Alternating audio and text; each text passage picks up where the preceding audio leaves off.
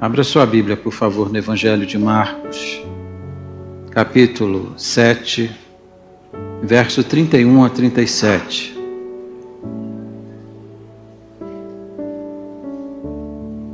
Evangelho de Jesus segundo Marcos, capítulo 7, verso 31 a 37. Eu vou falar sobre o maravilhoso toque de Jesus. A palavra de Deus diz assim: de novo se retirou das terras de Tiro e foi por Sidom até o mar da Galileia, através do território de Decápolis. Então lhe trouxeram um surdo e gago e lhe suplicaram que impusesse as mãos sobre ele. Jesus, tirando-o da multidão à parte, pôs-lhe os dedos nos ouvidos e lhe tocou a língua com saliva. Depois, erguendo os olhos ao céu, suspirou e disse: Efatá, que quer dizer abre-te. Abriram-se-lhe os ouvidos e logo se lhe soltou o empecilho da língua e falava desembaraçadamente. Mas lhes ordenou que a ninguém o dissessem. Contudo, quanto mais se recomendava, tanto mais eles o divulgavam. Maravilhavam-se sobremaneira, dizendo: tudo ele tem feito esplendidamente bem. Não somente faz ouvir os surdos, como falar os mudos. Que Deus abençoe a sua palavra. Vamos orar juntos agora. Agradecemos-te, Senhor, pela leitura da tua palavra. Agradecemos pela parte mais importante do sermão, que é a leitura da tua palavra. E agora, Deus, na dependência do Senhor e do seu Espírito, eu te peço, ajuda-nos na consideração desse texto, na explanação dele, que haja aplicação a cada coração neste lugar, que haja transformação no meio da sua igreja. Estamos na expectativa de que o Senhor vai agir entre nós. Estamos nessa expectativa porque cremos que o poder do Senhor é insuspeito. É a oração que teu servo faz, que nós fazemos, no doce e bendito nome de Jesus. Amém.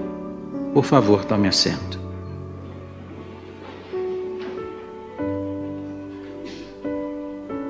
Quando nós olhamos para os evangelhos e nos deparamos com a maneira como Jesus agia, a gente percebe que os métodos de Jesus, eles eram os mais variados. Seus métodos eram diferentes e, na verdade, seus métodos se aplicavam a cada pessoa distintamente. Jesus nunca agia da mesma forma com as pessoas. Ele sabia como alcançar cada pessoa. E é isso que nós temos aqui nesta passagem, que é uma passagem exclusiva do Evangelho de Marcos, mas uma passagem bastante significativa. No seu ministério, Jesus fez uso de vários métodos. Ele fez o uso das pregações, porque, de fato, ele foi um grande pregador. Jesus fez uso das parábolas, porque, como mestre, ele sabia trazer clareza aos princípios do reino de Deus, então, ele fez uso, muitas vezes, de parábolas. Jesus fez uso também das respostas aos seus inquisitores. Muitas vezes tentaram colocar Jesus em situação embaraçosa, mas Jesus aproveitava essas circunstâncias também como mestre para ensinar. Jesus fez uso também de atitudes que aparentemente eram extremamente simples e a partir delas ensinou princípios que regem o reino de Deus. Para ensinar sobre humildade, em vez de lançar mão de um compêndio teológico, ele simplesmente tomou uma criança em seus braços e disse que nós precisamos nos fazer como elas. Mas se houve um método através do qual Jesus ensinou, certamente este método foi o método dos milagres. Porque quando Jesus fazia um milagre, via de regra, Jesus aproveitava esse milagre para, a partir dele, ensinar uma lição objetiva. Quando ele multiplicou os pães e os peixes, alimentando a multidão, ele aproveitou aquela conjuntura para dizer às pessoas: eu sou o pão da vida, eu sou o pão do céu. Eu sou o pão que alimenta a alma dos homens. Quando Jesus operou o milagre, abrindo os olhos dos cegos, via de regra ele dizia: eu vim trazer luz ao coração dos homens, para que vocês não andem em trevas, para que vocês saibam olhar e enxergar o caminho. Não vai ser diferente aqui. Jesus vai tomar o milagre realizado na vida deste homem e a partir daqui ele vai ensinar algumas lições e alguns princípios que são necessários para cada um de nós. Hoje nós vamos olhar para esta passagem olhando 5 aspectos que são importantes nela. Em primeiro lugar, olhar para a compaixão de Jesus Cristo. Note o texto, verso 31, começa dizendo assim: de novo. Você pode repetir comigo? De novo. E agora repita de novo, de novo. Essa expressão, essas 2 palavras que aparentemente parecem tão sem propósito no texto, e vocês sabem que não existe casuísmo na Bíblia, nada está na Bíblia por acaso. Quando Marcos diz de novo, ele está chamando a nossa atenção para a benevolência, para a compaixão de Jesus. Há pouco, ali mesmo naquela região, no capítulo 5, Jesus libertou um homem que era possesso de uma legião de demônios. A Bíblia diz que ele estava nessa situação, era um perigo para a sociedade. Trancaram esse homem em prisão, colocaram grilhões nele, mas nada conseguia detê-lo, até que Jesus aportou lá em Gadara e trouxe libertação para ele. Aquele milagre que deveria ter alegrado o coração das pessoas, trouxe indignação a muitos. Disseram para que Jesus fosse embora de Gadara, disseram que Jesus não era bem-vindo naquele lugar, e disseram isto porque em vez de valorizar o homem, valorizaram os animais. Em vez de colocar o valor na vida de um homem criado à imagem e semelhança de Deus, colocaram mais valor em um rebanho que havia se afogado dentro do mar. Naquela situação, Jesus foi embora. E aqui uma advertência que a gente sempre dá: Jesus nunca força a estadia. Jesus sempre fica onde ele é bem-vindo. Disseram para que Jesus fosse embora e ele foi. Mas note, o que você faria no lugar dele? Expulso da cidade. Talvez se você estivesse no lugar dele, você dissesse: eu nunca mais vou voltar aqui. Eu nunca mais vou oferecer oportunidades a essa gente. Mas aqui, no texto que lemos, Marcos diz que de novo Jesus foi lá. Jesus está caminhando em Decápolis, aquele conjunto de 10 cidades, para oferecer oportunidade às mesmas pessoas que um dia o rechaçaram, as mesmas pessoas que o expulsaram de lá e que disseram que ele não era bem-vindo. Aqui está um traço da personalidade de Jesus.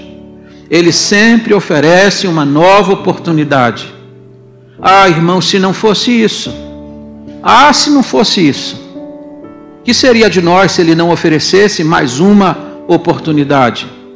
Quantas vezes nós estamos precisando dela? E Jesus está oferecendo aqui exatamente por causa da sua grande compaixão. A segunda lição que a gente vê aqui é a receptividade de Jesus. Olha comigo o verso 32. Então lhe trouxeram um surdo e gago e lhe suplicaram que impusesse as mãos sobre ele. Jesus era uma pessoa acessível. Jesus era alguém de quem as pessoas podiam se aproximar. Hoje nós temos dificuldades para nos aproximarmos de determinados pregadores do Evangelho. Você, para chegar a um deles, você precisa passar por um número de pessoas e é difícil chegar porque são pessoas famosas, requisitadas. Mas Jesus sempre era uma pessoa acessível. E diz a Bíblia que este homem surdo, este homem que era gago, foi levado à presença de Jesus pelas mãos de alguém. Ele podia não ter dificuldades nos pés, nos seus membros inferiores, mas o fato é que ele também precisava de ajuda.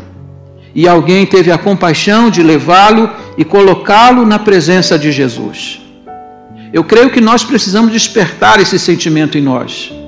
Nós precisamos trazer pessoas a Cristo. Muitos de nós estamos muito tranquilos na nossa fé, na nossa comunhão com Deus, na nossa devoção dentro do culto, nos regozijamos em estar num ambiente como esse, mas esquecemos que muitas pessoas estão precisando da nossa ajuda para que elas venham à presença do Senhor. Mas note o texto, diz que essas pessoas que levaram este homem à presença de Jesus, também ousaram dizer a Jesus o modo como ele deveria agir na vida destes. Aquela atitude que você e eu normalmente temos. Pedimos um milagre, mas muitas vezes queremos indicar para o Senhor como que ele deve fazer o milagre. Dizemos, Senhor, eu tenho um problema amanhã para resolver. Se o Senhor fizer assim, fizer assado, colocar isso e aquilo outro no meu caminho, e então o meu problema vai se resolver. Andamos esquecidos da ação livre e soberana do Senhor. Andamos esquecidos de que o Senhor ele é sábio e Ele sabe como fazer os milagres. E andamos esquecidos de que Jesus nunca repete milagre. Jesus sempre faz alguma coisa nova. E aqui neste texto eles dizem para Jesus que Ele deve fazer um milagre assim, do jeito deles. Senhor, imponha as mãos sobre ele. É verdade que em alguns milagres Jesus impôs as suas mãos sobre o enfermo, mas Jesus não vai fazê-lo aqui, porque não era isso que este homem precisava. Não era desse modo que o milagre deveria acontecer, e Jesus sabia das necessidades que este homem possuía. Se você está aqui precisando de um milagre, ouse dizer para o Senhor que você crê no milagre. Deixe o assunto nas mãos dele. Apresente o problema para ele e diga, Senhor, eu confio que tu sabes o que fazer. Eu não sei e não vou dizer para o Senhor como fazer este milagre, porque eu confio que tu tens todo o poder e tu controlas todas as circunstâncias e controla tudo que está à minha volta. Confie na sabedoria de Jesus e não queira dizer para ele como ele deve fazer o milagre que você tanto necessita. A terceira lição que a gente vai olhar aqui é o método de Jesus. Aqui os homens sugerem que Jesus imponha as mãos sobre este enfermo. Mas se você olhar para esse texto, vai ver que Jesus vai lançar mão de uma liturgia muito complexa para curar este homem. Aliás, não houve um milagre que Jesus tenha realizado com tamanha complexidade a maneira como ele fez. Veja o que diz os versos 33 e 34, para ver o modo como Jesus vai curar esse homem. Em primeiro lugar, diz a Bíblia, Jesus tirando-o da multidão à parte, pôs-lhes os dedos nos ouvidos, lhe tocou a língua com a saliva.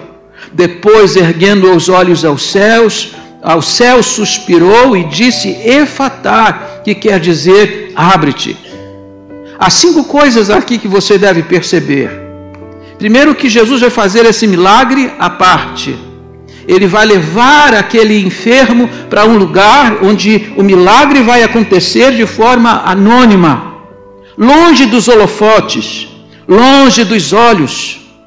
Curioso que Jesus agia diferente dos curandeiros televisivos que nós temos hoje. Hoje, quando um pregador televisivo vai anunciar um milagre realizado na vida de alguém, puxa esse alguém para o palco e diante das câmeras diz, conta o seu milagre. É preciso divulgar o milagre. Há poucos dias atrás, olhando a internet, encontrei um homem que recebeu 32 milagres numa igreja. Só muda a camiseta e é a mesma pessoa. Conta o seu milagre, eu estava com dor de cabeça. Conta o seu milagre, eu estava com dor no ombro. Conta o seu milagre, eu estava com a dor no braço. Mostrando de forma muito clara que tudo aquilo havia sido encenado. Foram gravados vários takes e em cada culto colocava-se a mesma pessoa contando que havia acontecido um milagre na vida dela. Milagres encenados, milagres televisados, milagres do show da fé. Mas Jesus não fazia da vida de ninguém um espetáculo. Jesus não realizava o show da fé, porque Jesus não fazia milagre para divulgar ou para alcançar publicidade. Quando Jesus curava alguém, manifestava seu poder na vida de alguém, ele o fazia tão somente por amar esse alguém e não para promover o seu próprio ministério. Por isso Jesus vai tomá-lo à parte. Jesus que fez alguns milagres publicamente, este vai fazer de forma escondida, porque Jesus visa apenas a vida desse homem. A segunda coisa que o texto diz é que Jesus vai tomá-lo à parte, depois vai colocar os dedos nos ouvidos dele, ele vai tocar a língua com saliva. Perceba você que este homem não ouvia, perceba que este homem falava com dificuldade, porque quem não ouve bem não pode falar. Ele é gago porque exatamente ele não ouve, ele não consegue codificar os sons. Então o que Jesus vai fazer com ele? Jesus vai criar uma ponte de contato com ele. Jesus vai fazer com ele aquilo que é necessário para que a alma dele seja alcançada. E a melhor coisa que Jesus vai fazer para alcançar a alma dele é tocá-lo. Colocou as mãos sobre ele, colocou a mão nos seus ouvidos e colocou a mão na sua língua, tocando-o com a sua saliva. Jesus está acessando a alma dele.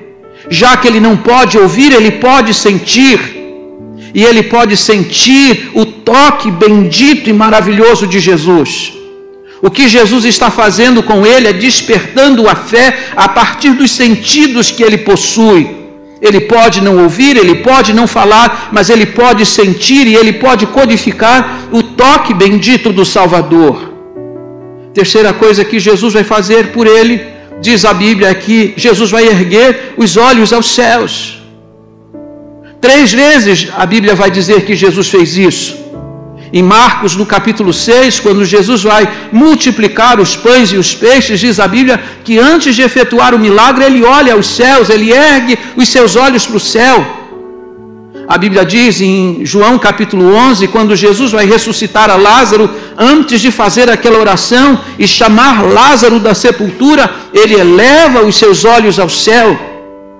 A Bíblia diz mais que Jesus vai erguer os seus olhos aos céus quando ele vai fazer a sua oração sacerdotal, lá no capítulo 17 de João. Ele está fazendo a sua oração final em favor do seu rebanho. Agora, Jesus não eleva mais os olhos aos céus, visto que o céu é a sua habitação. Ele não eleva os olhos aos céus, mas nós podemos elevar nossos olhos para ele, porque de lá ele nos contempla com os mesmos olhos com que ele contemplou o Pai. Sabe por que Jesus olhou para o céu? Para identificar o lugar de onde a boa dádiva ia descer.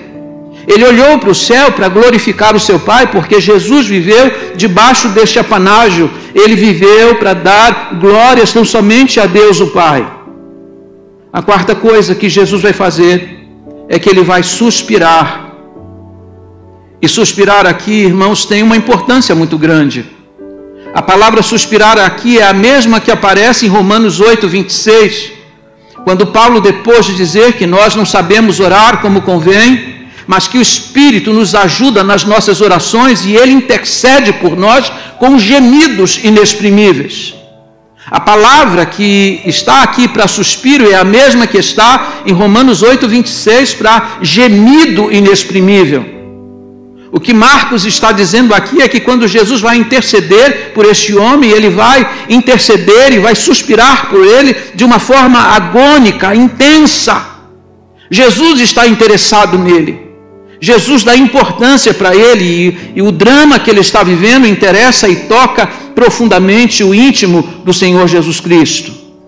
E a quinta coisa que Jesus vai fazer, Jesus vai dar uma ordem dizendo efatá, que Marcos aqui vai traduzir para nós dizendo abre-te. É uma palavra do aramaico, efatá. E Jesus, quando pronunciou esta palavra, note, o homem era surdo, ele não podia ouvir. Mas Jesus vai dizer, abre-te.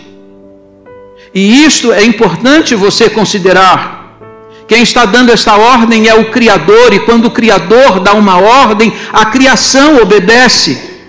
A Bíblia diz que Jesus é o Criador de todas as coisas.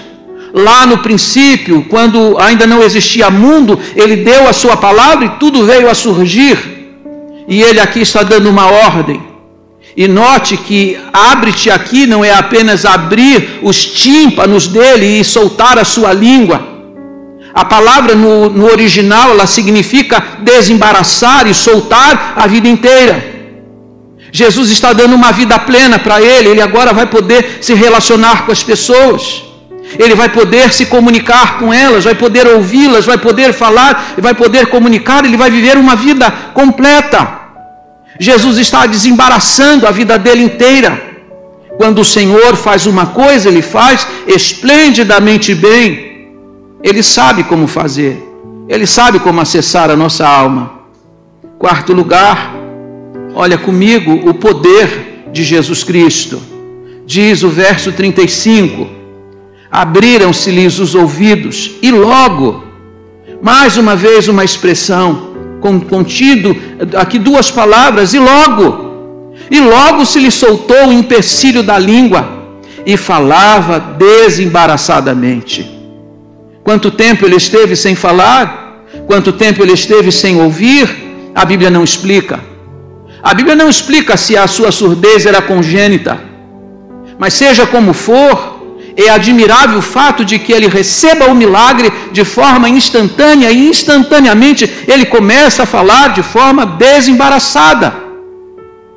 Eu tenho uma fonoaudióloga aqui no auditório e ela sabe que muitos de nós que nos comunicamos e falamos aparentemente bem, muitos de nós precisamos de tratamento para colocar as coisas no devido lugar. Algumas vezes tropeçamos nas palavras, temos dificuldade de nos fazer entender. Mas aqui Jesus vai fazer o milagre, e quando ele faz o milagre pleno. E note que o milagre que ele faz aqui é um milagre verificável. As pessoas que estavam à volta, vendo o homem falar, disseram: veja como ele faz tudo esplendidamente bem. Esse homem está falando bem, desembaraçado. A obra do Senhor, ela é sempre completa. Jesus vai fazer o milagre de forma instantânea e não progressiva, provando que seu milagre é realmente verdadeiro. Mas em quinto lugar, olha comigo a ordem de Jesus. Verso de número 36. Mas lhes ordenou que a ninguém o dissessem. Contudo, quanto mais recomendava, tanto mais eles o divulgavam. Qual foi a ordem que Jesus deu? Disse para que aquele milagre não fosse divulgado. Essa é uma ordem que no texto parece paradoxal. No capítulo 5, quando Jesus libertou o possesso, disse a ele: ide, vá para sua família, vá para sua casa e vá divulgando para todos aquilo que o Senhor te fez. Jesus fez daquele possesso liberto de Gadara um porta-voz da sua palavra, um missionário na sua terra. Mandou que ele contasse a todos aquilo que o Senhor havia feito em seu favor. Mas aqui Jesus dá uma ordem contrária, diz que o seu milagre não deve ser divulgado. Mas diz a Bíblia que conquanto Jesus tenha dado essa ordem, tanto mais eles o divulgavam. Você vai dizer que as intenções equivalem, mas se Jesus dá uma ordem a você, você deve obedecê-la cabalmente. Mesmo que você não a compreenda, mesmo que você tenha boas intenções no seu coração, a palavra e a ordem de Jesus deve ser cabalmente obedecida. Eu sei que você deve perguntar assim: por que será que Jesus não queria que se divulgasse o milagre aqui e mandou que se divulgasse lá? Porque quando o gadareno estava testemunhando, ele estava testemunhando no centro dessas cidades. E agora Jesus está saindo dessas cidades e está entrando novamente em seu território. E Jesus está fazendo a sua última viagem em direção à cruz. Jesus não queria despertar os seus inimigos antes da hora. Jesus não quer ser apanhado em alguma cilada antes de chegar à cruz, porque foi para a cruz que ele veio. Jesus sabe por que ele está dando a ordem. Muitas dificuldades Jesus deve ter tido no seu ministério, e exatamente nesta hora, porque alguém, mesmo com boa intenção no seu coração, não foi capaz de obedecer a uma ordem clara que ele havia dado. Que ordens o Senhor tem nos dado? Que interpretação nós temos dado às ordens do Senhor, em vez de cumprir as ordens que ele tem dado? Eu vou terminar olhando com vocês dois aspectos que eu creio que são fundamentais na passagem para a gente levar alguma lição para casa. Primeiro, a questão da surdez. Aqui nós estamos diante de um caso de alguém que não está morrendo, de alguém que não está correndo risco da própria vida. Quando aquela mulher que sofria com fluxo de sangue tocou em Jesus, e Jesus a curou e a restabeleceu, aquela mulher estava no limite da sua existência. Aquela mulher estava sofrendo com uma hemorragia crônica. Se Jesus não agisse naquela hora, certamente ela não teria tempo e ela fatalmente morreria. Mas esse homem é surdo e apenas gago, ele não vai morrer. Então o seu milagre também não é tão urgente e tão necessário quanto seriam outros. Você pensa assim, Jesus não. É fato de que ele não ia morrer por causa disso, mas é fato também de que ele não estava vivendo a vida plena que ele deveria viver. Jesus se interessa por ele. Jesus cura esse tipo de enfermidade também. E aqui olhe, você sabe que existem 4 tipos de surdez. Existe a surdez congênita, aquela pessoa que nasce já com uma deficiência auditiva. Ela não ouve no primeiro dia e não vai ouvir no último dia da sua vida, porque ela nasceu assim, ela está fadada a isso.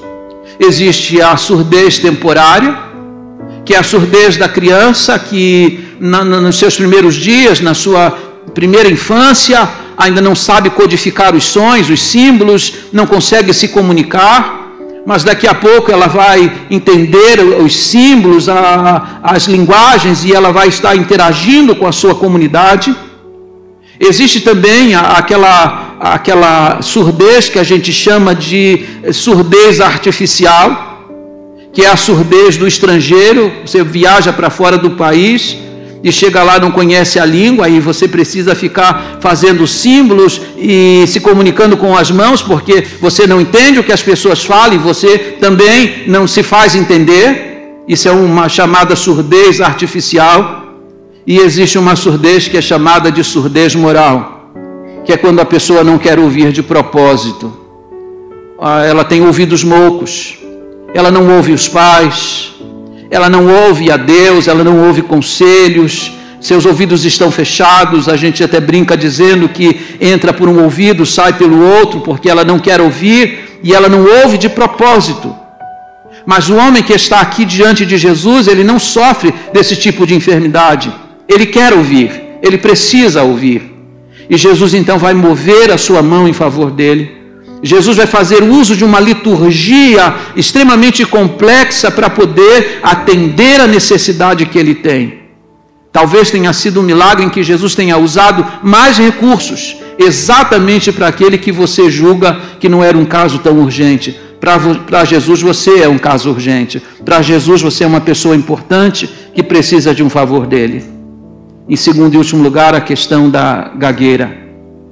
Aqui está um homem que não consegue se comunicar perfeitamente. E você sabe que a comunicação é tudo na vida. Quando a gente não consegue ouvir, quando a gente não consegue falar, quando a gente não consegue interagir com as pessoas à nossa volta. Quando Jesus faz esse milagre aqui, Jesus está mostrando para nós que a comunicação na nossa vida é vital. Que a nossa vida só é plena quando a gente consegue conversar e interagir com as pessoas que estão à nossa volta. A sua comunicação interessa para ele. Jesus vai fazer com que a vida desse homem alcance uma concretude, vai fazer com que a vida dele se torne plena a partir do seu toque maravilhoso. Jesus vai fazer um milagre espantoso, dando a ele a possibilidade de poder falar e de poder ouvir. Vai tocar onde ele mais precisa.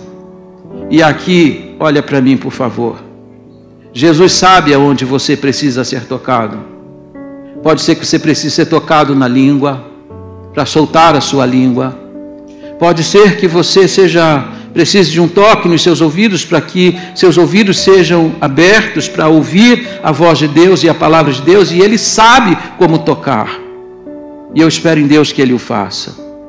E aqui uma palavra. Por que será que as pessoas se interessaram tanto por esse homem? Por que será que levaram este homem à presença de Jesus? Pode ser que elas tenham sido impelidas porque foram convencidos pela pregação do gadareno, que estava pregando na região de Decápolis, anunciando o poder que havia em Jesus Cristo. Ou pode ser que essas pessoas tenham sido despertadas pela consciência do texto de Isaías 35, versos 5 e 6. Havia uma expectativa naqueles dias de que quando o Messias, prometido de Deus, se manifestasse, ele ia abrir os olhos aos cegos e ia desembaraçar os ouvidos para os surdos. Se você olhar para o Antigo Testamento, não existe nenhum milagre de cura de pessoa cega ou surda. Quando Jesus vai fazer esse milagre, Jesus vai fazer um milagre inédito. Jesus é assim, ele é capaz de fazer coisas inéditas. Essas pessoas estão na expectativa de que ele é o Messias poderoso de Deus para realizar aquilo que nunca havia acontecido. Eu quero dizer a você que Jesus está aqui, que ele continua fazendo coisas esplendidamente bem, que ele continua fazendo coisas novas, ele continua fazendo coisas inéditas, porque ele sabe como lidar com cada pessoa em particular. E aqueles que olham para essa expressão que Jesus vai dizer ao homem, Efatá, achando que estão diante de uma palavra mágica, esqueçam. Você pode dizer Efatá, mas Efatá não é uma expressão mágica. É uma palavra como outra qualquer. É que nos lábios de Jesus esta palavra teve poder. Jesus é que faz e faz do seu jeito. Jesus faz de forma esplêndida. E eu espero que hoje você receba o toque dele na área de sua vida em que você precisa, e saiba, quando ele fizer isso, ele vai fazer algo esplendidamente bem, porque é assim que ele faz. Eu queria orar com vocês agora, antes do culto terminar e antes de impetrar a bênção dos apóstolos. E eu quero crer que neste lugar nós temos pessoas que também precisam ser tocadas pela boa mão e poderosa mão de Jesus Cristo. Alguns de nós, mesmo falando e ouvindo, muitos de nós temos dificuldades na área da comunicação. Estamos surdos para os outros, estamos mudos para com os outros, mas algumas vezes estamos surdos e também mudos em relação a Deus.